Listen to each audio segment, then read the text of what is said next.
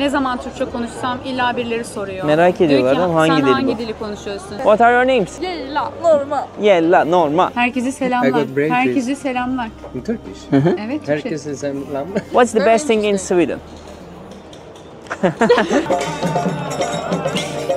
Televizyonunuz da bayağı küçükmüş. Ülkenin %80'i sarışın. Where are you guys from? We are from Turkey. Nereden geliyorsunuz? Eskişehir. Şunlar şey değil mi? Şu gemiler otel. Onlar otel. Yani belki de dünyanın en iyi metrolarından birine sahip. Burada yaşıyorum, çalışıyorum. 12 yıl falan oldu. Şurayı da inşaat yapıyorlar. Evet, burası 10 yıldır böyle. 10 yıldır böyle. Çünkü her musluktan su içiliyor İsveç'te arkadaşlar. Bildiğiniz Nobel ödülleri var ya, işte aslında o buradan çıkıyor. Altını ben pirinçle döşedim. Tam Türk usulü. Hani inanılmaz dar değil oradaki kadar. Çünkü burada 2 kişi yan yana yürüyebilir. Baksanız abi ya. Çok güzel ya.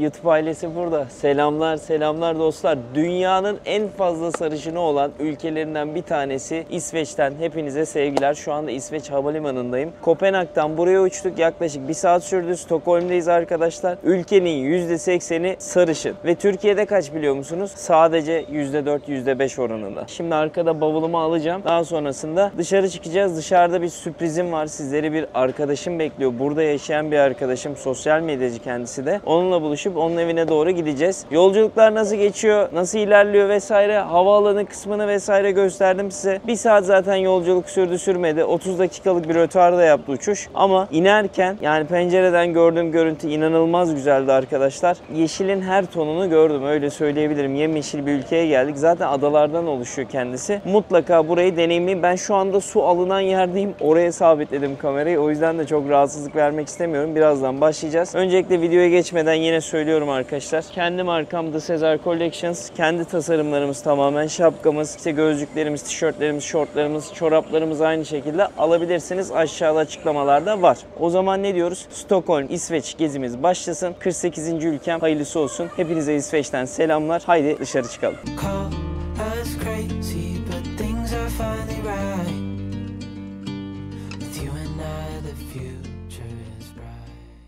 Bakın az önce durduğum yer burada ya, su alma yeri. Kesinlikle suya para vermeyin. Böyle bir tane kap alın, ona doldurun arkadaşlar. Benim bavul muhtemelen dolaşıyor burada. Ben yarım saatte video çekeceğim diye almıyorum onu. Şurada bir yerde olabilir. Şurada benimkine benziyor ama gıççıymış. Sarı lacivert. Severiz. Aramızda Galatasaraylılar, Beşiktaşlılar da var ama bizim için Fenerbahçe çok özel. Şu benimkisi olsa gerek ama. Lan benziyor, evet o. Aynen o. İşte can yoldaşım. Gel bakayım buraya. Sağlam mısın? Allah'tan sağlam ya, bu kırılmıyor. Amerika'dan ucuza almıştım. Samsonite markası, 84 dolara almıştım. Evet, geldi arkadaşlar. Hadi denizin yanına gidelim. Hangi deniz? Bu başka deniz. Bir hayalin peşinde değil. Ona da buradan selamlar, videoyu izliyorsa kardeşime.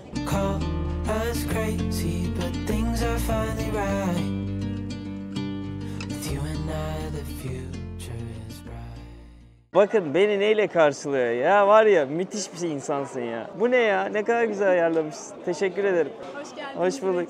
Çok teşekkür ederim. Hi, how are you? Good. Give me a hug. My name is Cesar. You? Michael. Michael. Yeah. How are you guys? Good? Yes. It's very nice actually. I like it. Surprise. It's perfect surprise. Baksanız abi ya. Çok güzel ya. Çok teşekkür ederim ya. Rica ederim. Çok tatlısınız. Hoş geldin Hoş tekrar bulduk. Hoş İsveç'e. bulduk. Şimdi arabaya atladık. 15-20 dakika sürüyormuş evleri. O da Stockholm'un içindeymiş. Şehrin adı ne diye geçiyor Deniz? Bromma. Bromma. Bromma. Bromma'ya doğru gidiyoruz. Tabelalar gene yeşil. Çoğu ülkede olduğu gibi. Yeşil, mavi, beyaz. Güzel ama yollar, ormanın içinden gidiyoruz baya. Deniz, senin kaç yıl oldu burada? Benim burada 5. senemi doldurdum. 5 sene, vay. Ama Mikel'le İzmir'de mi tanışmıştınız? Evet, Sen bana İzmir'de. demiştin. Vay be, çok iyi. Arkadaşının arkadaşı falan mıydı yoksa? Yok, tatilde. Aa, Aslında çok ben iyi. oraya böyle bir düğün için gitmiştim. Ya işte hani kader mi diyeyim, kısmet mi Düğünde diyeyim. keramet Hani vardır. artık öyle mi diyeyim bilmiyorum. Ve normalde de hiç düğünlere falan gitmezdim yani. Evet. Beni zorla falan ikna ettiler. Zorla dediler ki işte kandırdılar seni, tatile götüreceğiz, Çeşme'ye kaçacağız 2 günlüğüne falan. Öyle Aha. gittim, yoksa gitmeyecek. Çeşme'de mi tanıştınız peki? Çeşme'de tanıştık. Yani 2 günlük tatilde. Hadi ya. Düşün, o kadar Vay kısa be. Hayat işte. zamanda. Neyin nereden geleceği hiç belli olmuyor. Sonra dedim görüşeyim. İşte WhatsApp'tan falan görüşmeye başladık. Konuşmaya başladık. Sonra dedim ki aynen şu cümleyi kurdum bak. Sanki aynen Evlenecek miyiz? Heh, Aha, aa. aşağı konuş gitsin. Sonra bir bakmışsın Konu buralara geldi. konu nerelere geldi. Konu İsveç'te bağlandı. Aynen. Hiç ben de tahmin edemezdim. İşte Böyle neye kısmet. hayatımın geri kalanını burada geçireceğimi. Memnun musun peki? Huzurluyum. Huzurlu. İyi. Ya burası huzurlu. Evet, En azından öyle problem söylüyorum. yok ya. Ben 2 gün Hı, kaldım nasıl bir Kopenhag'da. yerde? Şey hissetmedim yani. Ulan başıma bir şey gelecek mi hissi hiç olmuyor ya. Çok güvenli. Ya tabii ki suç her yerde var. Var Hani tabii. istisnalar kaideyi bozmaz derler ya. Evet. Burada da hiç suç olmuyor, kötü olaylar olmuyor değil. Tabii ki de oluyor. Ama Ama tabii ki yani başka Çoğu yere. ülkeler gibi değil biliyorsun işte. Afganistan'a göre. Yani mesela hani o tarz ülkelere göre. Bak bizim ülke de mesela tehlikeli gibi gözükse de bizim ülke de çok güvenli. Şöyle son zamanda işte sosyal medyada görürüz bir sürü olay yaşanır falan ama bak Latin Amerika'ya gitseler yemin ediyorum Yani tabii. yani her an soyulma olasılığı var. Mesela İstanbul'da ben onu hissetmiyorum. Her an soyulacakmışım gibi bir his olmuyor. Yine daha iyi çoğu yerlere göre. Yine dikkat etmek gerekiyor. Tabii çok büyük Şanslı. ülkeyiz ya. Yani baktığında 100 milyon insan yaşıyor. Bir şehirde 16 milyon yaşıyor. Evet. Yani çok zor. Onu yönetmek de çok zor. Brezilya mesela bunu hiç başaramıyor. Her saniye biri soyuluyor. Her saniye. Ben bile soyuluyordum az da son saniyede kurtuldum. Ama bu demek değildir ki güvenli hale daha iyi gelemeyeceğiz. Gelmemiz de gerekiyor. Tabii ki de gelmemiz Çok gerekiyor. önemli. Yani şimdi suç oranı yüksek. Ne Evet. dersiniz Türkiye'de? Bayağı. Yani yine baktığında yüksek. Burada da mafya olayları var. Var mı Öyle mafya bir olayları? sıkıntı var. Hadi Var. ya. İsveç mafyaları var. Call us crazy, but things are finally right. With you and I, the future is bright. Şimdi İsveç'teki evimize geldik. Denizlerin evine arkadaşlar. Onlar da yeni taşındılar buraya. Sağ olsun bana böyle çok güzel bir paket hazırlamış. Üstüne de popüler çikolatası yazmış. Viking diyarından Vikingli magnetsiz dönülmez yazmış. İsveç'in meşhur tatlıları. Stockholm'un sembolüymüş. Yakışıklıymış. İsveç bayrağı var. İsveç'le ilgili farklı şeyler var. Ya vallahi çok teşekkürler ya. Ne zahmet ettin ya. Sen mutlu ol yeter ki. Bu kim ya? Paspas geldi. Evimizin diğer üyesi Adı ne? Teddy. Teddy. Teddy. Pıs pıs pıs pıs. Ne haber Teddy ya? Sen ne kadar güzel bir kedisin ya. Sen ne kadar... Oo ne kadar güzelsin. Teddy. Teddy. Eviniz de çok güzel. Teşekkürler. Eviniz çok güzelmiş. Ne iş yapıyorsunuz?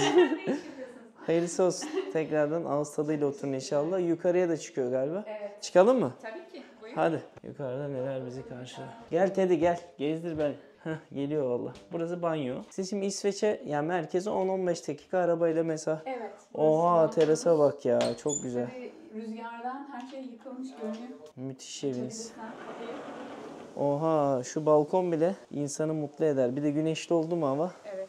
tadından mı yenmez. Çıkayım mı ayağıma? Tabii ki. Böyle ormana bakıyor eviniz direkt. Arka tarafta göldü. Diğer taraf deniz görüyor. Deniz mi göl mü o? Az alışkanlığı deniz. Aa, ben de deniz diyorum. Oo göl çok diyorum. güzel. Şu manzaraya bakın arkadaşlar. Ya müthiş. Televizyonunuz da bayağı küçükmüş. Bu kadar küçük bir odada. Çok güzel. Burası oturma odası. Burası terasınız. Burası sizin yatak odanız. odası. Burada da aynı şekilde. Oo şunlar falan sen mi yapıyorsun onları? Evet. Çok iyi yapıyorsun ha. Renkler falan ne kadar güzel ya seçim. Ben Ev boyadım. dekorasyon Evet. falan. Ciddi misin sen? Evet. Nasıl? Deniz var ya müthiş ya. İşçilik nasıl? İşçilik 10 numara ya. Bak, Bakayım taşma çizgiye bak, maş bak, var mı? çizgiye Aynen. Sıfır ya. Sen ne iş yapıyordun Türkiye'deyken? Ben resim öğretmeniydim. Aa ondan sanat yüzden, oradan evet. geç. Yoksa o resmi herkes yapamaz ya. Çok güzelmiş. Renklerin uyumları çok güzel bir de evde. Kedi de uyumlu mesela. Bak kahverengi o da. Ulan. Patik atmıyor değil mi hiç? Yok. Ha iyi. Öyle huyları yok.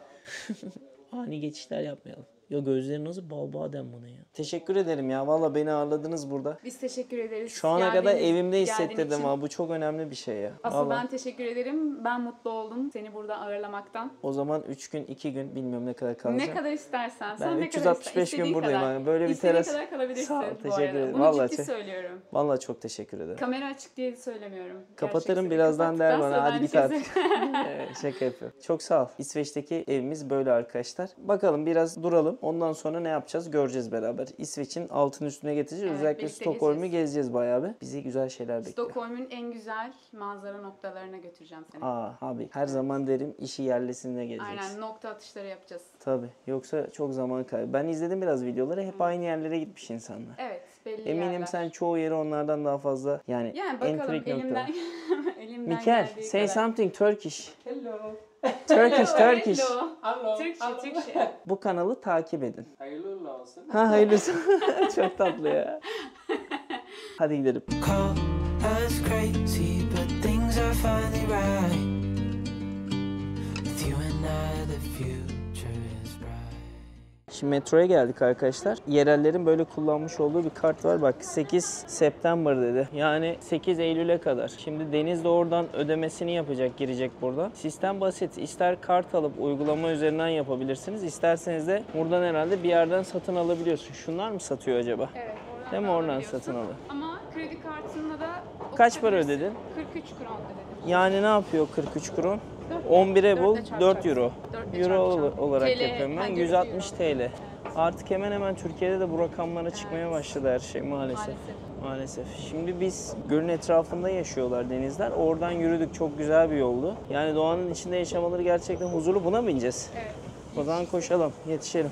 Evet, metroya bindik arkadaşlar. Metroların içi de bu şekilde. Hat hat bağlanıyor. Hatta metrolarla ilgili sizlere ilerleyen dakikalarda, saatlerde sürprizimiz olacak. Yani belki de dünyanın en iyi metrolarından birine sahip. Sanat galerisi. Vallahi öyle. Videolarda gördüm. Çok çok güzeldi. Heyecanlıyız orası Öyle için. geçiyor gerçekten. Değil mi? Şimdi biz nereye gidiyoruz? Biz merkeze gidiyoruz. Stockholm'un Merkeze merkezine gidiyoruz. Bir de size ekstra bilgi verelim arkadaşlar. Burada yaşayan Kulullar var. Konya'da bölgesinden gelenler. Yıllar önce Abdullah Yücel'di galiba yanlış hatırlamıyorsam. 1960'larda buraya geliyor. Sonra Kulu'dan bayağı insan göç etmeye başlıyor. Hatta şu anda İsveç'te 50.000 tane Kulu'nun olduğu düşünülüyor. Vardır herhalde. Vardır. Vardır değil mi? Doğru bilgidir. Vardır. Hatta Yani Kul- doğrudur diye tahmin ediyorum. Tam İnşallah. sayılarını bilmiyorum Yani biz ama de videoların yalancısıyız, şöyle bilgilerin söyleyeyim, yalancısıyız. İsveç'te karşılaştığın Türklerin %99'u Kululu. Konya Kululu çıkıyor. Nerelisiniz? California. California diye bir belgesel yapmışlar hatta bununla ilgili. Çok iyi. Call us crazy, but things are finally right. With you and I, the future is bright.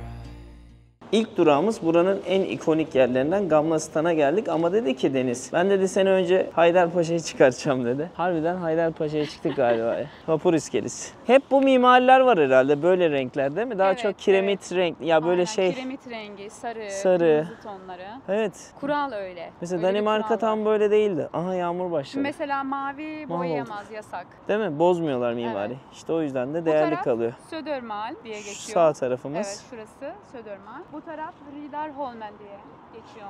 Bu bulunduğumuz yer Sülüssen'e bağlı. Sülüssen. Diğer tarafta Gamlastan oluyor, Eskişehir Gamlastan. yani. Anlamı Eskişehir. Eskişehir değil mi? Evet, Gamlastan.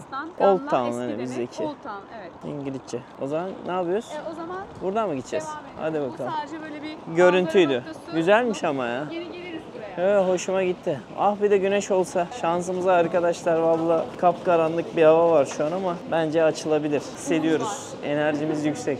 Yani çok da uykuluyum ama ben çünkü dün 1.30'da yattım. Sabahta 6'da uyandım. Kaç saat uyumuş oluyorum? 4.5 saat. Çok az. Yolda da uyumadım ama parçalayacağız şimdi. Artık bu akşam erken yeter. Ben bu akşam uyuduğum yeri severim. Kedi de benimle uyur. Evet, koynuna yatar. Aynen yatsın ya. Normalde benim kediye alerjim var biliyor Öyle musun? mi? Aslında yok. Beni bu psikoloji bence yapıyor. Bir şeyler alerji oluyorsun mesela Türkiye'de. Gidiyorsun test oluyorsun alerji testi. Kedi çıkıyor, köpek çıkıyor. Ben 12 yıl köpekle büyümüş biriyim bir de. Yani yıllar sonra mı oldu bu? Ama Olabiliyor. Kedi ile köpek tüyü çok farklı, Farklı. birbirinden. Kedinin çok daha ince bir tüyü var. Bir de şöyle bir şey duydum. Ne kadar doğru bilmiyorum da. Aslında alerji yapan şey kedinin tüyü değilmiş. Zihin. Kedinin vücudunda bulunan toz benzeri, Şeyler kepek miymiş? benzeri şeylermiş. Aa. Hani ne kadar doğru bilmiyorum. Böyle bir bilgi Olabilir bir ama. yerde. Olabilir. Danimarka'nın en önemli yerine çıkıyoruz şimdi arkadaşlar. Hani herkesin geldiğinde ilk uğradığı durak burası. Ya buranın tarihini anlatmaya gerek yok. Danimarka mı dedin?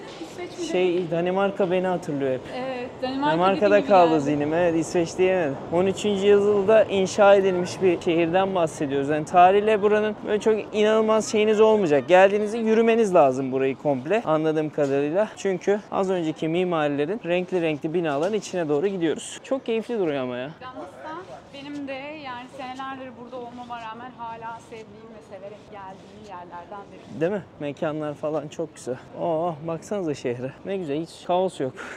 Düz mü? Nereden gideceğiz? Ben seni takip ediyorum. Call us crazy, but things are finally right. With you and I, the future is bright. Müzik sesini duyduk, koşarak oraya gidiyoruz arkadaşlar. Ne olduğunu bilmiyoruz ama. Aralarına git dans et. Dans edeceğiz. Gençler eğleniyor. Full genç. Çocuk sokak müziği yapıyor galiba. Onu da istekliyor olabilirler. Hippie değil mi?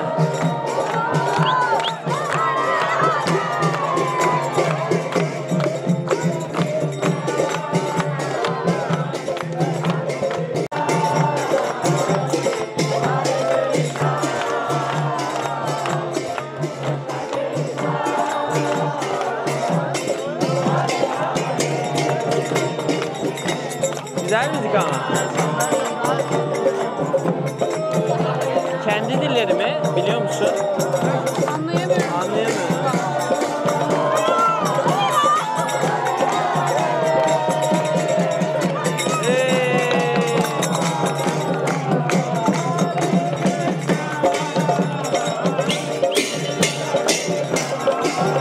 Bravo lan.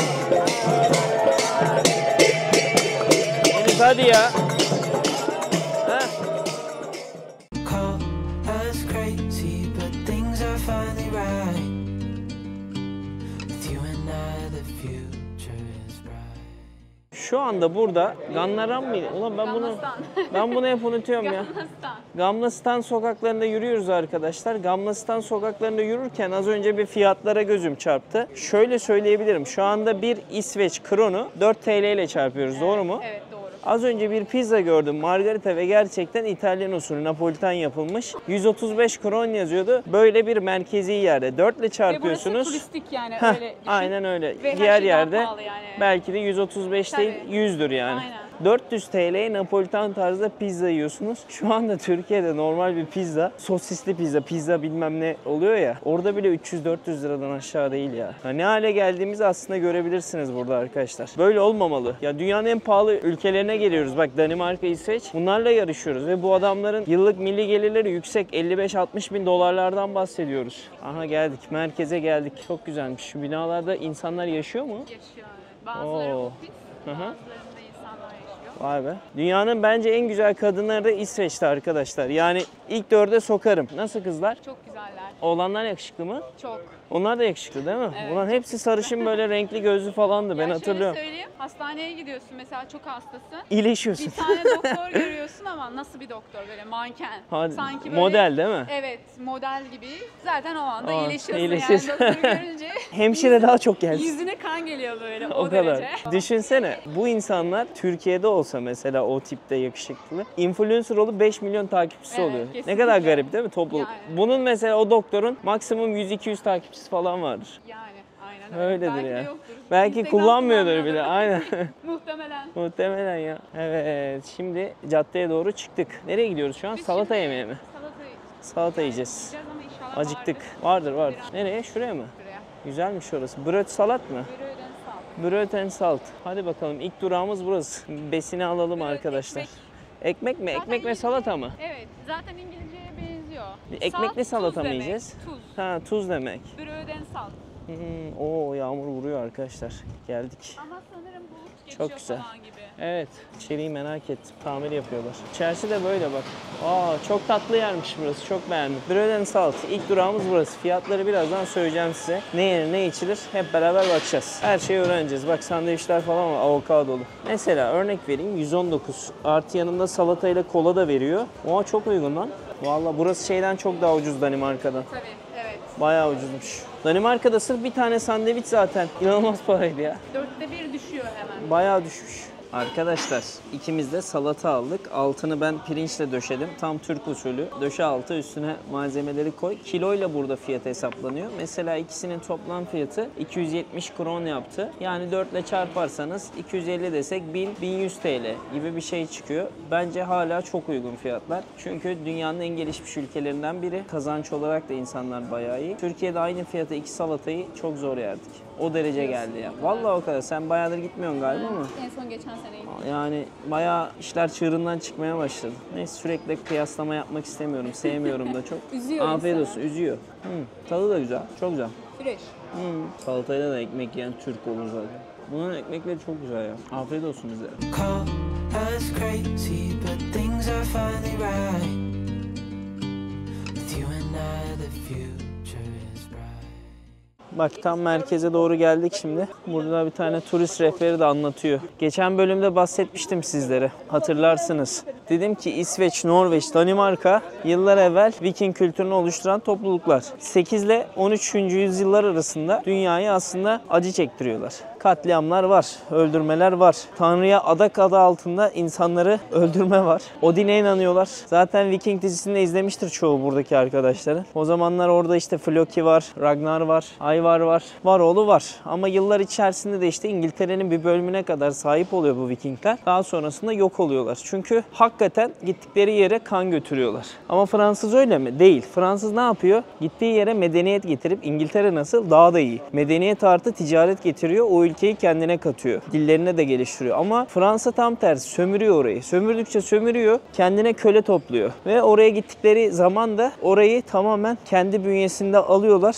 Hiçbir şekilde onların gelişmesine izin vermiyorlar. Medeniyet adı altında aslında insanlara aynen acı çektiriyorlar. Ama İngiltere daha Gelişmemesi de. evet.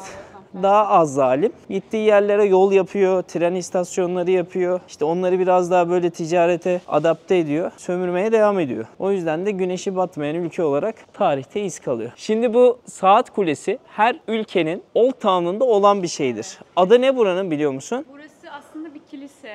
Hı hı. Adını bilmiyorum ama kilise. Bakalım. Arkadaşlar işte Gertrud Efendim abi? Okuyamıyorum. Siz anlayın. İçine doğru da bir girelim, bir bakalım neler var neler yok. Alman kilisesi diyebilirsin. Alman kilisesi. Gamlastan'daki Alman kilisesi. Gamlastan'da Alman kilisesi. Sessiz oluyoruz. Aa güzelmiş bu. Bayağı şıkmış.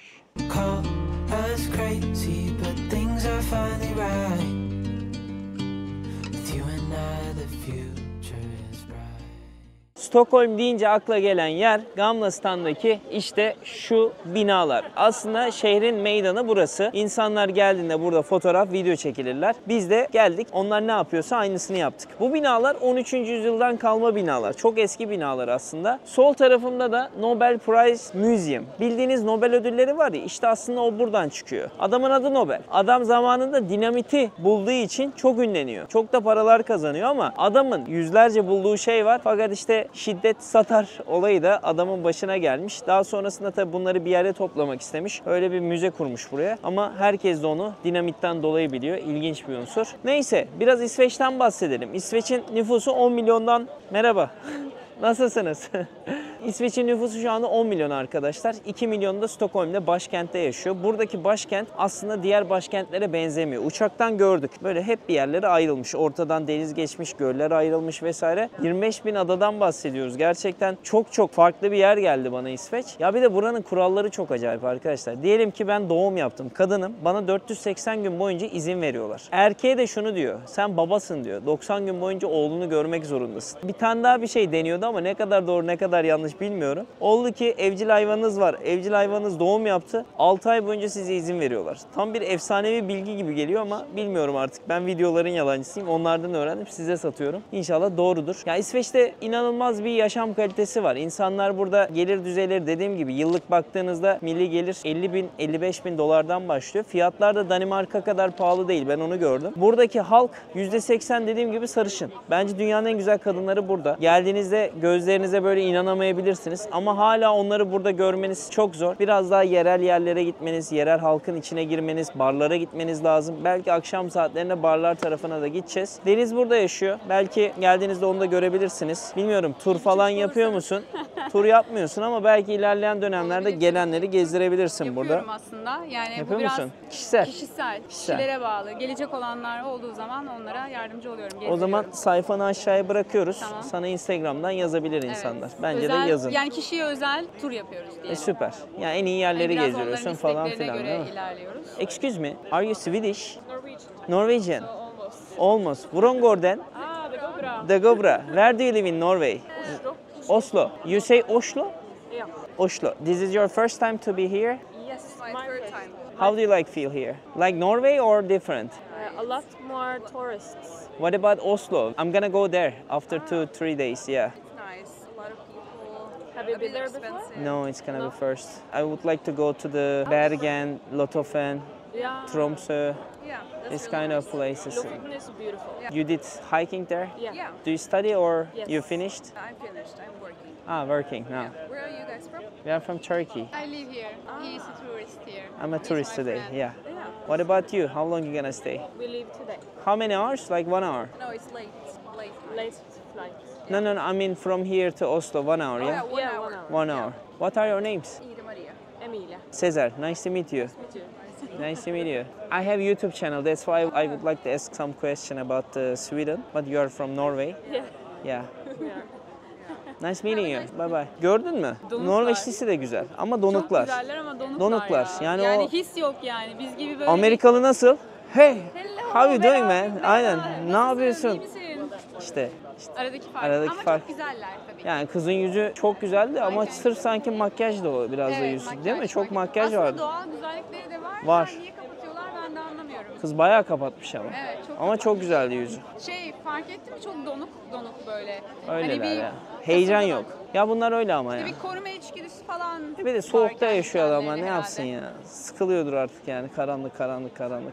Alışmamıştır. Bizdeki nasıl? Bizde bayram diye bir şey var ya. Hani bayram gezisine gidersin. Adam bayramı yok ki. Bizde nasıl 100 tane akraba aynı yerde toplaşır. İster istemez şey yapıyorsun. İletişimin artıyor toplumda. Burası neresi? Çıktık gidiyoruz valla. Meydana gidiyoruz. Kale Saraya doğru gidiyoruz. değil mi? Saray gibi Evet. duruyor burası. Meşhur Sen bir saray. hikaye anlattın. Anlatsana onu ya. Kralın hikayesini. İsveç'te şöyle anlatayım. Yazlık bir yer var. Öland diye geçiyor yerin adı. Burası bir ada. Kralın da orada yazlığı var. Tamam. Biz bir gün işte oraya gezmeye gittik. Bir tane böyle saray gibi bir yere girdik. Ben tabii hiç bilmiyorum, sürpriz bana. Meğerse kral da oradaymış ve kralın eviymiş orası. Allah Allah. Neyse biz girdik bahçeye.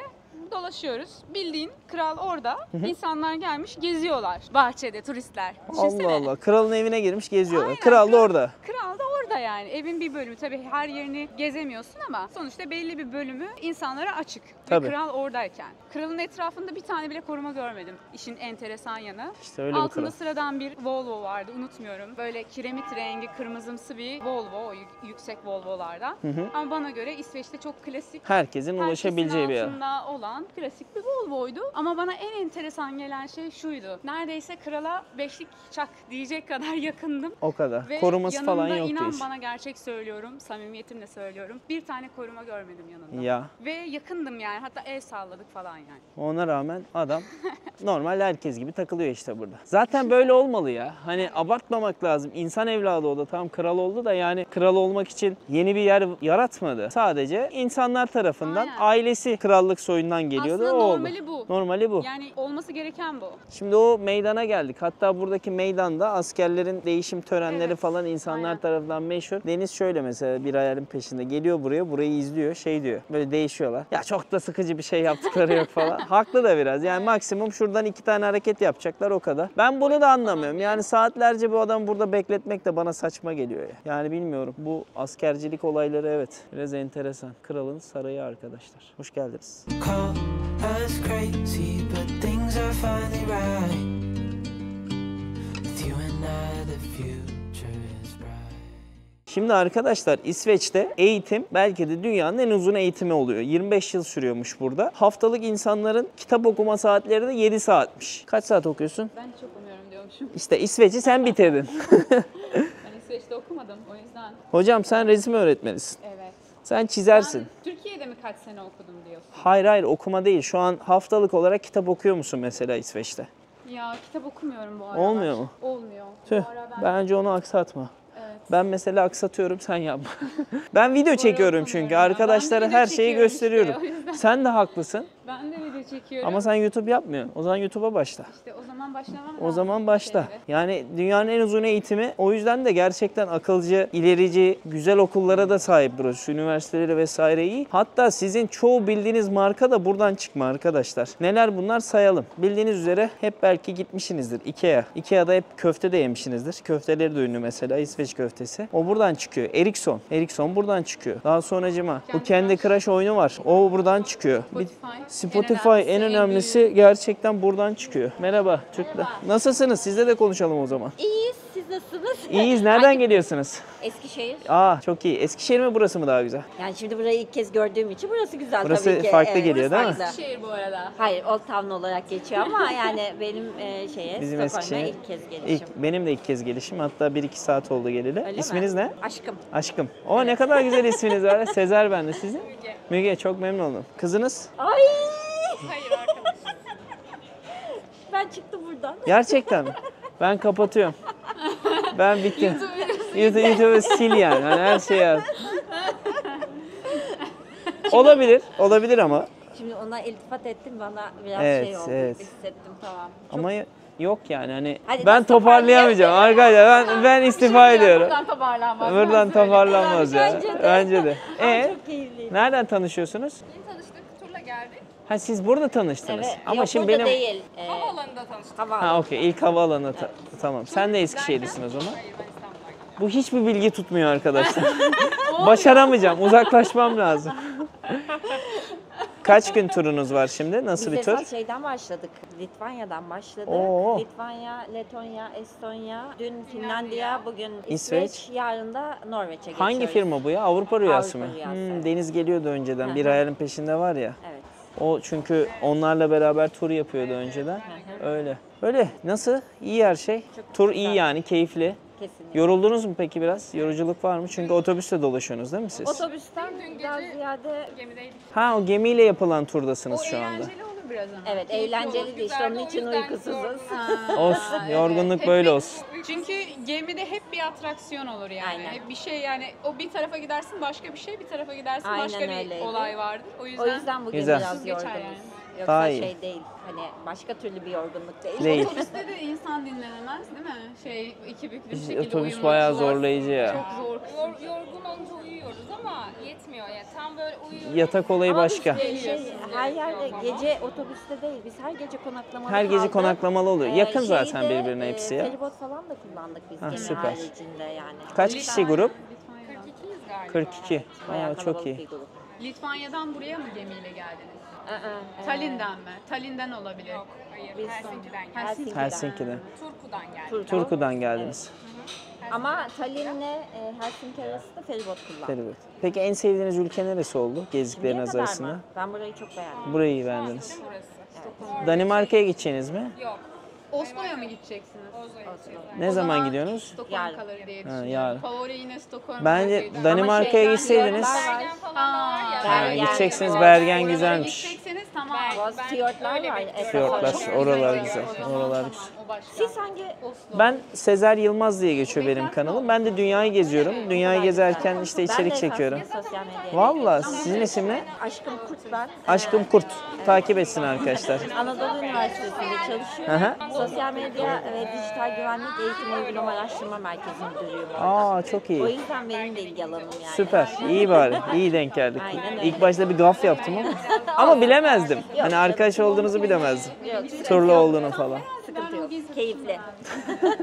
Teşekkürler bu arada. Biz teşekkür ederiz. Vallahi Hatırlarsınız Prag'da Çertovka vardı. Böyle dünyanın en dar sokağı deniyordu. Burası da İsveç'te olan bir yer. Hani inanılmaz dar değil oradaki kadar. Çünkü burada 2 kişi yan yana yürüyebilir. Hatta 3 kişiye bile kadar çıkabilir zorlarsanız. Ama orada hatırlarsanız bir kişi bile zor sığıyordu. Geriye dönemiyordunuz. Tek yön olarak bile kullanılmıyor burası. 2 yön olarak kullanılabiliyor. Bak karşıdan da insanlar gelip sığabiliyor. Bakalım çarpışacağız mı adamla? Bak omzunu çektiği alına çarpışmıyorsunuz. Aşağıdaki sokağa çıkıyor burası da. Görelim bakalım. Deniz burası o kadar dar değilmiş. Yok. Vallahi Prag'daki çok dardı. Stockholm'un en dar sokağı diye Hah. geçiyor. Mantıklı. Ama güzel, keyifli bir sokaktı. Call us crazy, but things are finally right. With you and I, the future. Kunnen grap maken, even alsnog zeg maar. Ne oldu? Hangi dili konuştuğumuzu merak Ha. ettiler de çok denk geliyor buna biliyor musun? Ben İsveç'teyken burada yaşadığım süreçte ne zaman Türkçe konuşsam illa birileri soruyor. Merak Diyor ediyorlar ki, değil mi? Hangi sen dili hangi bu?" dili konuşuyorsun? Hiç duymamış çünkü. Ben Ondan de Türkçe, Türkçe. sonra "Aa" falan yaptı. Sadece merak ettim dedi gitti. Ediliyor. Farklı çünkü onlara göre. Farklı geliyor. Farklı. Şurası gene o sabah kahvaltı yaptığımız yerin oraya mı çıkıyor? Yok. İsveç forması. Yok, İbrahimovic. o tarafta. Gönül isterdi sizlere havanın gri değil de güneşli, gerçekten binaların daha iyi gözüktüğü bir ortamda çekmek ama maalesef olmadı. Şimdi arabalar gördük de araba görünce de aklımıza buranın en güzel markalarından, hatta dünyanın size göre videolarda görmüşsünüzdür en güvenli araçları hangi marka oluyor? Volvo. İşte Volvo da buradan çıkıyor arkadaşlar. Bir de az önce baktık Scania çıkıyormuş değil mi? Scania kamyonları var, tırları var. Tır ve kamyonlar. Hatta burada çok çalışanlar var mesela. Türk çalışanlar Scania'da çalışıyorlar. Öyle mi? İsveç'e sonradan gelen Türkler çoğu Scania'da çalışıyor. Hadi ya. Mühendis kesim mesela. Volvo'da aynı şekilde Volvo'da çalışanlar. Bizim Türkler zeki insanlar. Pratik zekalıyız yani bayağı Çok zeki, baktığında. çok çalışkan insanlarımız Evet, var. var maşallah. Dostlar, eğer İsveç'e gelirseniz şu kanelbülle yemeden gitmeyeceksiniz. Ne bu? İçinde tarçın var. Bizdeki böyle dönmeli hani şeyler olur ya. Bizde genelde tahinli yaparlardı küçükken. Lan tahinli de ayrı güzel ya. Burası Panem diye bir fırın. Burada işte bir şeyler yiyeceğiz, içeceğiz. Böyle ben size tatlıları göstereyim dedim. Ekmekleri çok güzel ya. 41'e satıyorlar. Yani 160 TL. Kahveler de Americano 44 mesela. O da 160. O da 4 euro. Şu an Americano Türkiye'de de 4 euro. Arkadaşlar Deniz dedi ki fabriğe gidelim Sezer dedi. Az önceki yerin oturduğumuz kısmı kasvetli geldi bize. Burada da fena bir şeyler yok ya. Yine güzel bak, taze ev yapımı şeyler var. Hoşuma gitti. Şu keki tavsiye ederim. Ada ben ayrılmak istiyorum. Bu espriyi anladın mı? Ada ben ayrılmak istiyorum. Evet, havuçlu kek. Tarif. Yok. Issız adam. Ha, yok. Hiç izledim bu arada ama Bak o kadar Hatta yerinde espri bir yapan- espriydi ki. Böyle oldu mu çok üzülüyor insan ya. eskiden izlemiştim. İzlemediğim de değil aslında ama Havuçlu kek aynı olmadı işte. yok olmadı. Yine olmadı. Yine olmadı. Burada da gene fiyatlar 45, 55, 47 arasında arkadaşlar. Her yerde aynı ya. Öyle sistem çok değişmiyor. 4 euro, 5 euro her şey. Bak bunların kocaman böyle ekmekleri var, brownie'leri var. Başkaları var, tatlıları var, kahveleri var. Şurada şey var. Bildiğin biz havuçlu kek söyledik. Şunun tamamını satıyormuş. Ondan alamadık bundan. Şimdi arkadaşlar kahveleri aldık, keki de aldık. Kekten deniyorum. Yalnız bu kek sen denedin mi hiç bunu? Yok, çatallar değdi. Acaba değmiştir Temiz, aynen. temiz. Temizdir. Evet deneyelim. Dene bakalım. Kahvesi çok güzel. Kahveyi ben de çok beğendim bu arada. Evet ben demin içtim, bayağı hoşuma gitti. Çok güzel kahve. Havuçlu tarçınlı kek de güzel. Taze. Güzel. Hı. Bayağı anne eli değmiş gibi. Kahve de bayağı iyi. Toplam 180'li bir şey ödedin değil mi? 181 falan. 184 kron gibi bir şey. O da yaklaşık arkadaşlar 720 TL falan yapıyor. 2 kahve, bir tane de kek. Ama yulaf sütlü falan, su da bedava burada. Haberiniz olsun. Bize afiyet olsun. Sınırsız içebiliyorsun istediğin Değil kadar. mi? O çok önemli. Dün de dedim İstersen hatta. şişeni Doldur. doldurabilirsin. Bir şey demezler. Yok. Çok iyi. Çünkü her musluktan su içiliyor İsveç'te arkadaşlar. Hatta bunlar 2050'ye kadar tüm bu yakıtlı olan şeyleri, mesela benzinin falan yok etmeye çalışıyorlar. Ülkede tamamen doğallığa geçmeye çalışıyorlar. Bakalım yapabilecekler mi? Bence yaparlar ama. Hatta tuvaletlerden bile su içebiliyorsun. Evet, çok önemli bir şey. Yani banyoların olduğu Küçükken ben yerden. hep tuvaletten içerdim mesela. Maçtan gelirdim, kafayı dayardım tuvalete. Ondan böyle olduk galiba. Bizim sular kireçli galiba. Call us crazy, but things are finally right. With you and I, the future. Ben Stockholm'de tarihi binalar görmek, renkli binalar görmek istiyorsam nereye geliyoruz? Riddarholmen'e geliyorsunuz. Burası güzelmiş gerçekten. Tarihe geri döndük gibi oldu. Hemen Gamlasta'nın yanında. Hemen dibinde zaten. Karşıya geçtik biz. Yürüdük. Yine eski binalar, taşlar, kaldırımlar. Arnavut kaldırımları. Şimdi Arnavut kaldırımda iki şekil oluyor. Bir bu böyle var. Bir de diğer o kayarımsı böyle. Şunlar var. İzmir'de varyantta var. İzmir'i biliyorsun sen. Biliyorum da her yerini gezmedim. Her yerine gezmemiş olabilirsiniz. Alaçatı, Tatil yerleri. Şirince miydi? Aynen Şirince. Of, ağaçlara bak ne kadar güzel. Burayı ben daha çok sevdim ya. Burası çok güzelmiş. Çok Daha hoşuma tenha. gitti. Evet, evet daha tenha. Daha az insan var. Karşıda da şunlar şey değil mi? Şu gemiler, otel. Onlar otel. Aynen gördüm. Stockholm'da bak bunu da söyleyebiliriz. Güzel olur. Küçük bir bilgilendirme. Stockholm'da konaklama biraz pahalı. Evet. Ama bu oteller, bot oteller en cüzi olanlar konaklama Hadi ya, için. fiyat olarak daha Yani uygun. İnsanlar daha makul olduğu için tercih edebilirler yani. Hem de gece uyanırlar denizin üstünde. Evet ama tabii hani miden bulanmaz. Çok sallanmaz Ee, burası herhalde. Dalga yok çünkü. Yani rüzgarlıysa Açık deniz sallanıyor. değil gibi değil biraz ama yine de. Rüzgarlıysa ise sallanıyor. Doğru. biraz. Şimdi de şehir tam karşımızda duruyor silüeti. Şimdi bu ülkeyle ilgili başka bir bilgi. Bunların dinleri az arkadaşlar. Bunlar dinsiz desem yeri neredeyse. %90'ı ateist ya da agnostik olarak geçiyor. Hep böyle önceden bilgilerde duyarsınız. İşte en çok intihar vakaları, işte antidepresanlar burada kullanılıyor diyor. Ama bu bilginin de yalan olduğu söyleniyor. Bu da ne kadar doğru ne kadar yanlış. İlla ki burada bir Ben buhran oluyordur. doğruluğunu çok yakın çevremde var. İntihar var mı? Var. Hadi ya. Eşimin ailesinde. Valla. Niye intihar etmiş? Bipolar bozukluğu varmış Hı hı. ve işte depresyon vesaire. Tabii Daha ha- yeni, daha geçen yıl Yapma oldu. ya. Ve yani çok sık yaşanan olaylar arasında intihar. Sıkmış. Çünkü- Ya yalan Yani bir değilmiş. depresiflik var yani. Zaten Olmaz mı? Beni bile soktu. Zaten İskandinav dizaynına baktığın zaman da hep böyle loş ortamlar. Hani kafelerde dikkatimi Tabii girdik o çekmiştir. kafelere. Daha karanlık, daha Hı hı. basık, daha böyle loş. Evler de o şekilde bu arada. İsveçliler ışık yakmıyorlar pek. Eve giriyorsun. Karanlık. Her yer böyle karanlık ya da işte loş dediğimiz o ortam. Mumlar falan. Mumlar, az ışıklandırma. Bunlar hep dinsizlikten. Asla mesela beyaz ışık göremezsin. Hadi ya. Eğer baktığında bir evde floresan yanıyorsa o ev mutlaka başka bir ülkedendir. diye Hadi ya, düşünüyorum. o kadar ha. Evet. Vay anasını. Geneli sarı ışık kullanır. Elektrikten kaçıyorlar. Gariban desem adına gariban da sen ne değil dersen. toplum yani. Ya da İlginç. Ya da daha çok sıcak ışığı ortam sevmiyor. seviyorlar. Aynen mum ışığı. Mum ışığı style'ında takılmak istiyorlar. Huzurlu, böyle keyifli bir ortam yaratıyorlar Evet. kendilerine. Ve aynı zamanda işin kötü tarafı da dünyanın en yeşil 4. ülkelerinden bir tanesi burası. Stockholm'un içinde çok fazla yeşilliği belki göremiyorsun. Çok çünkü merkezdeyiz. Ama aslında biraz daha dışarılara çıktığın zaman her Daha yer da var. yemyeşildir. Topraklarının %65'i ormanla kaplı. Her yıl 340 milyon ağaç dikiliyor arkadaşlar. 97 bin tane de göl var. Dünyanın ilk ve en büyük buzdan oteli de burada. Her sene otelde baştan aşağı dizayn ediyor. Düşünsene oteli Kiruna'da. yapıyorsun. Eriyor, tekrardan dizayn ediyor ve dünyanın en büyüğünü yapıyorlarmış. Bu arada Stockholm'de de Vay bir be. bar var. Ice Bar. Oraya götürebilirim. Aa, orası Farklı olabilir bir- ya. Konsept güzel. Bence o senin için çok güzel olur. Evet, bunu güzel bak. bir içerik. Bunu Reels'a da koyarız arkadaşlar. Bizi Instagram'dan takip etmeyi unutmayın. Sezer Yılmaz 5 tane Z ile deniz.o şeklinde takip edin bizi. Instagram'dan takip edebilirler. Haydi o zaman başka yere gidelim. Şimdi biraz yukarıları doğru çıkıyoruz aşağıya bakabilmek için. Södermo'ya doğru çıkıyoruz. Biraz yokuş merdiven var. Açıkçası zorlu bir yol. Dostlar, Gamla gezdik. Şimdi de nereye gelmiştik? Şimdi Södermalm'deyiz. Södermalm gerçekten benim çok hoşuma gitti. Sokaklar da bomboş. Orası mesela çok turistikti. Burası da belki turistiktir ama Deniz'in dediği gibi bunların şu anda tatilleri falan başlamış İsveçlilerin. Ondan hep bir yerlere gitmişler. Sokaklar bomboş. O kadar güzel tarihi ki binalar. Keyif alıyorsun yürürken. Bence turunuza burayı mutlaka ekleyin. Benim gezdiğim yerler arasında en keyif duyduğum yerlerden bir tanesi burası. Zaten şimdi arkaya gideceğiz. Manzara göreceğiz değil mi Deniz? Evet, Stockholm manzarasını ayaklarının altına sereceğim. O kadar diyorsun.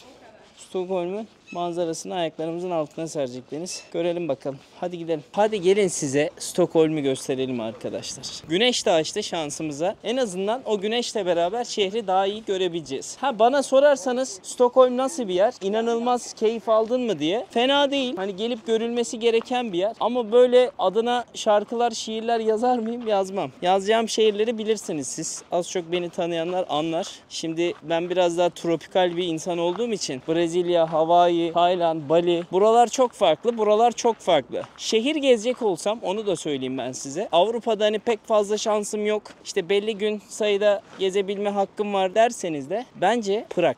Prag inanılmaz bir yer. Ben Prag'a giderdim. Prag inanılmaz güzel bir yer. Barcelona çok başka bir boyut. Ondan sonra Madrid güzeldi o dönemler gittiğimde eskiden. Sevilla'ya harika diyorlar, daha önce hiç gitmedim. İtalya bambaşka bir serüven. Hani böyle Schengen vizesi ben ilk kez aldım. İlk kez gezeceğim diyorsanız, böyle eğer Old Town'lar falan görmek istiyorsanız İtalya'da Floransa, Roma, büyüler çok başka. Çünkü Roma İmparatorluğu'nun kurulduğu yerlerden bahsediyorum. Rönesans'ın doğduğu yerlerden bahsediyorum. Fakat İsveç'e baktığında İsveç yeni ile eskinin birleşimi bir nokta oluşmuş. Hani Floransa'da böyle yeni ile eskiyi göremezsin. Hep eskidir. Hep tarihidir. Prag aynı şekilde Old Town'una girersin, büyülenirsin. Buranın sahil bandı gerçekten çok hoşuma gitti benim. Renklerin uyumu, işte botların otel olması vesaire çok çok güzel. Güzel ya. Hani insanlar huzur içinde yaşıyor. En azından yeşilliğin olduğu bir ülkeden bahsediyoruz. Şu an tepeden görmek de güzel oldu. Teşekkürler Deniz. İyi ki getirdin bizi buraya. Burası tam adı ne oluyor? İnsanlar buraya geldiğinde Montelius-Bergen. arkadaşlar Montelius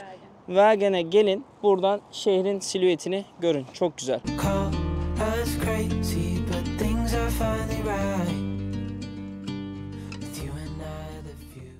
Hazırsanız çok iyi bir tuvaletle sizleri baş başa bırakıyorum. Abi güzelliğe bakar mısınız? Ellerinizi yıkadığınız yere bak. Çok güzel. Şimdi Freya diye bir rooftop'a geldik değil mi? Bar. Ve restoran. Hadi gezelim. Ben burayı çok beğendim arkadaşlar. İçerisi böyle. Barda burada isterseniz bir şeyler alabilirsiniz. Dışarıya da böyle çıkıyorsunuz. Müthiş. Çok güzel. Direkt manzaralı ayaklarınızın altında. Bayıldım ben buraya. Az önce yürüdüğümüz yolun hemen ilerisinde Freya diye bir yer kalıyor burası. Çok çok keyifli. Yani belki de İsviçre'nin en iyi manzaralarından biri değil mi burası, bu kafe? İsviçre diyorum ya, İsveç. İsviçre beni hatırladım.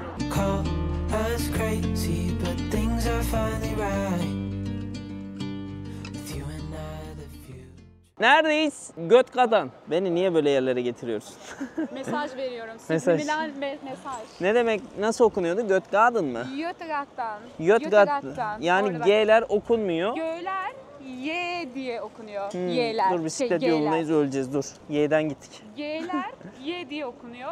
Hı hı. Yani O Götgatan değil. Götgat'tan değil aslında. Götgat'tan. Mesela yıllarca biz Göteborg dedik. Evet, O da aslında çok yanlış. nasıl deniyor? Göteborg. Göteborg. Hep Lan. Göteborg diyor herkes Tabii. ama Göteborg diye bir şey yok. Yok, Göteborg. Göteborg. İsveçliler Göteborg der. Çok iyi ya, öğren işte. Yeter size bu kadar bilgi arkadaşlar. Kadıköy'e benzer değil mi bu? Götegaten bayağı güzel arkadaşlar. Çok çok insanın dolu. Yani geldiğinizde, sosyalleşmek istediğinizde İsveçlileri de görebileceğiniz bir nokta. Mesela hiç orada şeyde görememiştim. İsmini gene unuttum, o işte Old Town'da. Ama burada bayağı görebiliyorsunuz. Sağlı sollu restoranlar var. Araba da geçmiyor muhtemelen. Çok daha güzel. Götegaten'a gelin vallahi. Başta Götgatan dedik ama gerçekten keyif veren bir yer oldu şu ana kadar. Ve devam da ediyor oraya doğru. Baksana abi, çok iyi. Sürekli sosyalleşebileceğim bir alan. Solda barlar var. Bak ben çoğu kişiyi izledim YouTube'da ve çoğu kişi buraları göstermedi. Şimdi şöyle bir şey var. Gezi kanalında inanılmaz işler yapan insanlar var. Yani ben de onlardan bir tanesiyim ama ben mümkün mertebe biraz daha olaya farklı girmeye çalışıyorum. Çünkü YouTube'a girdim ben. Stockholm ile ilgili Eren çekmiş.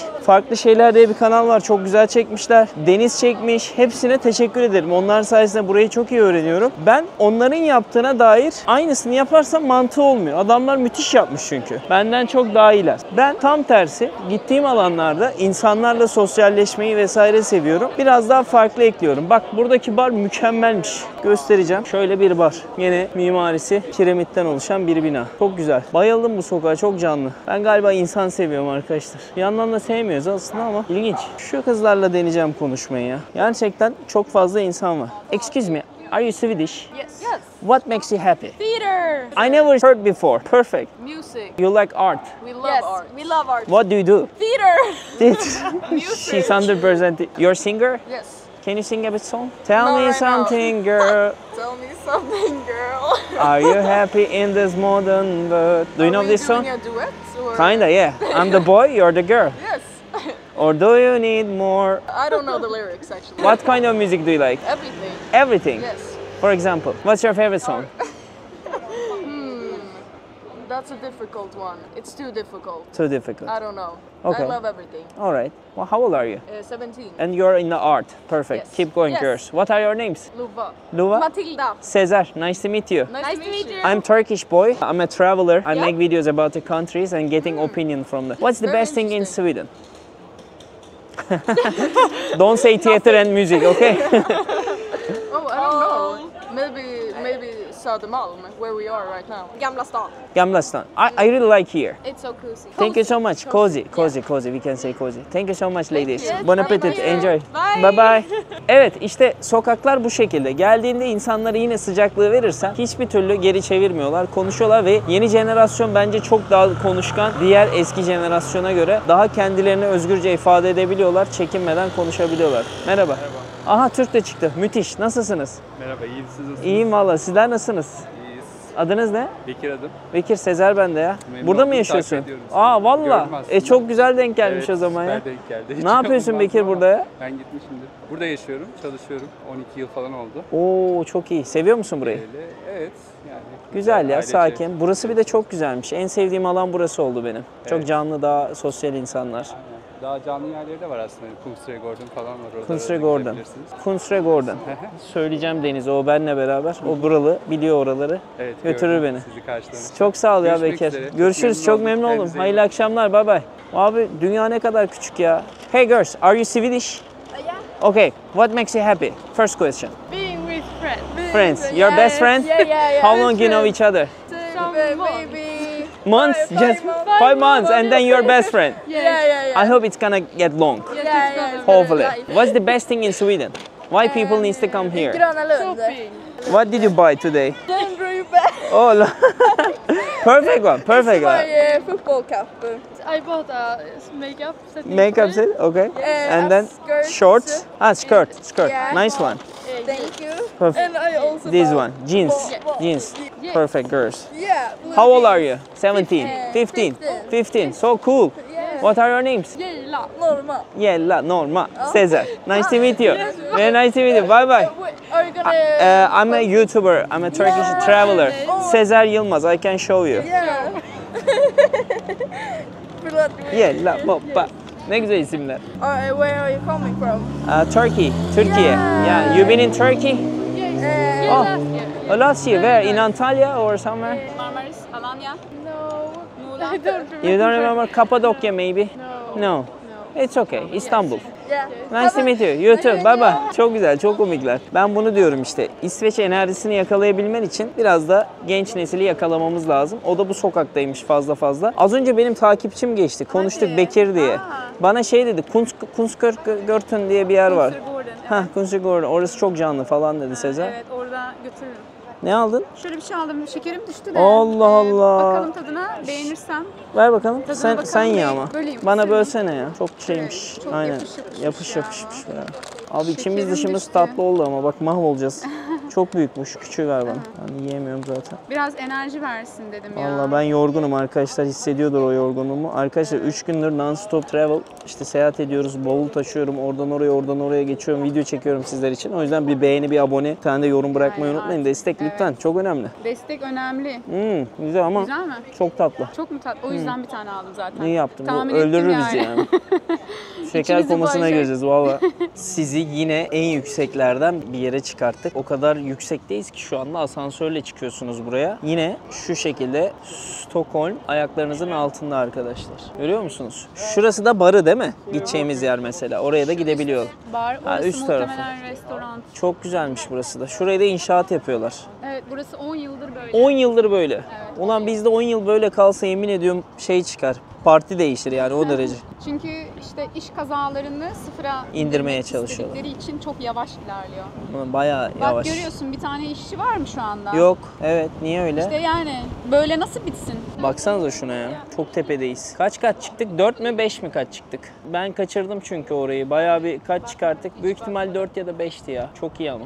Arkadaşlar şu anda Pelagon'a geldik. O asansörden direkt buraya gelip rooftop kısmından yukarı çıktığınızda çok güzel bir bar sizleri bekliyor. Buradan içkinizi alabilirsiniz. Çocuklar da çok nazik, güzel insanlardı. Haberiniz olsun. Buraya gelebilirsiniz. Manzarası harika. Keşke hava güzel olsaydı da daha güzel şeyler gösterebilseydim. Elimizde maalesef bu var. Şuranın adı da bak Gondolen diye de restoran var. Gördünüz mü? Çok da güzelmiş orası ya. Bar falan da var. Call us crazy, but things are finally right. With you and I, the future. Arkadaşlar buranın diğer bir bira bahçesine geldik. Mosebak Terrassen. Yani İngilizcesi mi artık okunuşu böyle değil kendi dillerinde ama buraya geldiğinizde bira bahçesinde oturabiliyorsunuz. Yine buradan manzarayı izleyebiliyorsunuz. Murat diye bir kardeşim var, hatta o bugün buraya dedi. Abi dedi 2 tane Polonyalı kız arkadaşım var, onlarla buraya geleceğiz dedi. Ama saat 6 demişlerdi, gelmediler. Biz de şimdi geldik. Yani bizi kaçırdı biraz. Çünkü hava da çok gerçekten bozuk ya. Millet için belki çok düzgün bir hava. Hani İsveçliler için düzgün değil mi? Onlar için bile düzgün değilmiş yani o derece. Çok esiyor. Çok kötü bir hava var. Gri bir hava var. Ama bu terası ben çok sevdim. Gelip burada kart oynayanlar, bira içenler, sohbet edenler. Sizler de gelip buradan terastan oturup bir şeyler içebilirsiniz. Bence burayı da listenize ekleyin. Mosebak Terrassen. Stockholm'da keyif yapmak için, Çok güzel yer. tadını Evet. çıkarmak için Stockholm'un. Şehrin görüntüsüyle beraber hoşunuza gidecek. En sevdiğim yerlere geldik arkadaşlar. Abi bak bunların mezarlıkları gerçekten çok güzel ya. Şu görüyor musunuz çiçekleri falan? Bak 1951 2014, 1940 2014. Şu sağ taraf da aynı şekilde. Burası daha mezarlık gibi mezarlık. Taşlar falan daha büyük. Biraz daha alanları belli ama bunlar biraz daha hani yeni mi öldüler diyeceğim de 2014 yazıyor çoğu. Enteresan bir yer ya. Çok acayip. Yani buradaki doğanın içindesin. Mezarlık gibi bile hissetmiyorsun. Parka bahçeye gelmiş gibi İstersen şurada hissediyorsun. piknik yap. Kimse bir şey demez. Zaten yapıyorlar. Çoğu Avrupa ülkesinde, Danimarka'da falan mesela insanlar geliyorlar. Park gibi kullanıyorlar burayı. Çocuklarıyla falan geliyorlar. Bu biraz daha mezarlık gibi olmuş. Onlarınkisi hele hiç öyle değil. Bazıları harbiden hiç mezarlık gibi bile değil yani. Hani çok küçük bir taş Burada da oluyor. var öyle bir yer. Vay be güzeldi. Bak o saatten verdin kendini. Geldin Master Michaels Gata yazıyor. Şurada köşede. Muhtemelen eski İsveç evleri böyle. Doğru mu Deniz? Evet. Değil mi böyle? Ya abi çok iyi. Bunlar ahşaptan yapılmış hepsi. Şu da ahşaptan. Şunlar da ahşaptan. Bir de yiyeceğim. Merak ettim. Ahşap mı diye. Evet ahşaptan. İnşallah kapı çalmaz. Aynen. Yaşıyor insanlar belli. Çok güzel ama ya. Renklere bakın. Yine aşağı indiğinizde manzarayı görebiliyorsunuz. Buraya da uğrayın. O kiliseden dayadınız kendine Michaels Gata. Unutma. Ekle bundan notuna. Call us crazy, but things are finally right. With you and I, the future is bright.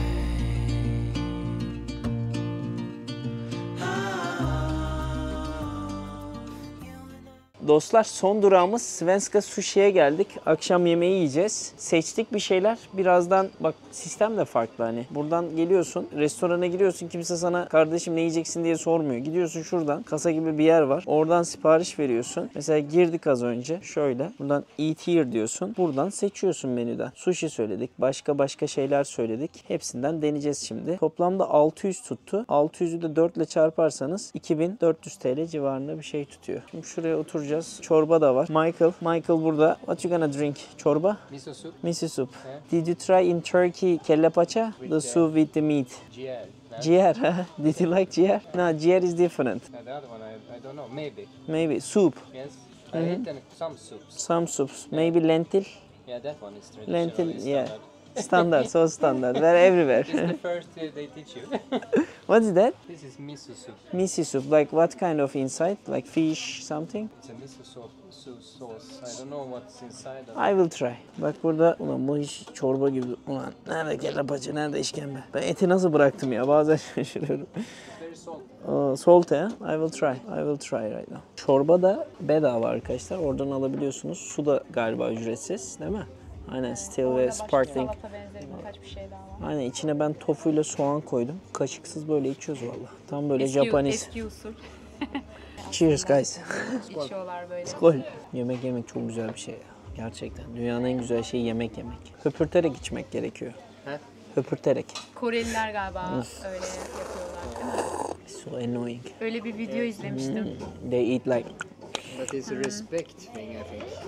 like when you drink soup like this. Yes, when you make sound and do weird things. Respect. Yeah, say something like that. That like means you like it if you're a guest. Like For us like it's no. really no, weird. Annoying ya. Yeah, very annoying. Çok güzel. Yemek gelsin. Böyle. Aha bak. Ruhum gitti az önce. Geldi bizim yiyecekler içecekler arkadaşlar. Deneme yapalım. Bu böyle kızarmış somon düşünün. Yağda pişmiş. Altında değişik şeyler var. Her şey var aslında içinde şu anda. Çok sağlıklı. Tek sorun kızarmış olması ama o bile güzel yani. Bayağı güzel. Oha ilk kez böyle görüyorum somonu. Normalde hiç böyle kızarmış yememiştim. Ama delicious. Çok güzelmiş. Bu da pişmiş yine sushi arkadaşlar. Somonlu bu. Acılıydı değil mi bu? Biraz. Acılı Ama somon. bana çok acı gelmedi. Vallahi güzel. Try this one. Dumplings. Dumplings. Hangisini yemiyorsun? Fark etmez. Hangisini istersen seç. Şunu al. Neli bu? Et var mı? Bir dakika şimdi dur. Ha, Et yemiyorduk. vardı ama hangisi etsiz? Şu bence vejetaryandır. Değil mi? Muhtemelen. Yeşil Evet, öyle çünkü. gözüküyor. Bunu kessene yarısını. Ye ya at ağzına. Şimdi bunun içindeki de pişmiş mi oluyor bu? Aha. Bu pişmiş mi? Soğuk mu o? Varsa da yedim artık ya. O kadar da olmaz bir şey değil mi? Bence Bozdum yerimi. vejetaryen olan o. Yok, vejetaryen başka bir şeydir bu inşallah. Boş ver bence I hiç think that sorma one is bile. spinach. Ama bir şey söyleyeceğim. Hiç pişmemiş gibi görünüyor bu. Emin misiniz piştiğine? Kafaya takma, at ağzına. Emin misiniz piştiğine? Eminim. Hissetmiyorsun. %87. Arkadaşlar bunlar İsveç şeyleriymiş. Bu biraz gazozumsu gibi dedi. Hepsinden biraz tadıyorum. Bunu sen söylemiştin değil mi? Sana vereyim ben. Ama sen dene diye aldım bu arada. Harbi gazoz. Evet. Yani bizim Türk Türk gazozuna benziyor. Şey gibi Balat'a git benzer bir tadı bulursun. Orada var Orada ya var ya bir gazozcu. tane renkli. Bu da meyve suyu ama armutlu galiba değil mi? Paron. Bu da fena değil. Hani olmasa da olur. 1962'den beri varmış bu. Babam doğduğundan beri var. Buradan babama selamlar olsun. O izliyor beni çünkü YouTube'da. Onu çok seviyorum. Öpüyoruz buradan. Annemi de öpüyorum. Şimdi kıskanır, der ki Orhan sana selam verdi. Bana niye vermedi? Anne seni de çok seviyorum. Öpüyorum. Abla seni de çok seviyorum. Yeğenimi de, eniştemi de. Sizler de buradan selam söylemek ister misiniz? Söylüyoruz. Senin bütün ailene, Teşekkürler. akrabalarına, arkadaşlarına hepsine selam söylüyoruz. Mike, İsveç'ten. İsveç'ten selam. Var mı selam? Ne var? Söyle bakalım. I got brain freeze. Selamlar diyeceksin. What do you say? Herkese I selamlar. got brain freeze. Herkese selamlar. In Turkish? Evet, Türkçe. Herkese selam. Selamlar. Semlalar right? Arkadaşlar bir videonun Herkes sonuna selam. geldik. Umarım sevmişsinizdir. Deniz'e de çok teşekkür ederim. Michael. Rica ederiz. Michael. Everything. Teşekkür ederim. Bugün bana çok güzel bir gün yaşattılar. Hala da devam ediyor. Bir şeyler yiyip sonrasında eve geçeceğiz. Umarım beğendiğiniz bir video olmuştur. Kendinize çok iyi bakın. Hepinize İsveç'in Stockholm şehrinden Sevgiler, selamlar.